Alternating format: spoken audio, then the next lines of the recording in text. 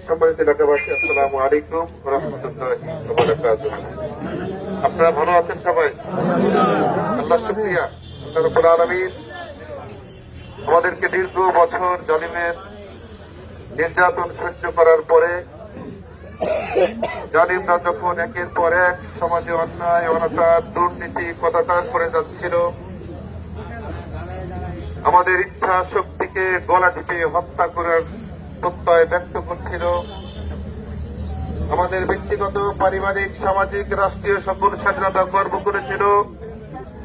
আমাদের মতের স্বাধীনতাকে তারা ব্যক্ত করতে বাধ্য। সেই স্বৈর শাসকের বিরুদ্ধে যখনই কথা বলা এই দেশের মানুষ শুরু করেছে, তখন স্বৈর শাসকরা এদেশের মানুষের কণ্ঠকে রোধ করার জন্য, তাদের ক্ষমতাকে পাকাপোক্ত করার জন্য নিরীহ মানুষদেরকে অন্যায়ভাবে ধরে গায়েবী মামলা দিয়ে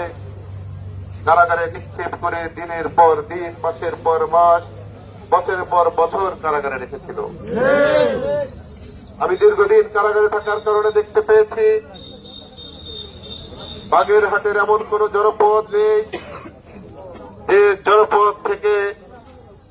ওই দোসরদের, ওই জালিমদের রোষানলে পড়ে কারাগারে নিক্ষেপ হয়নি, এমন কোন অঞ্চল বাগেরহাট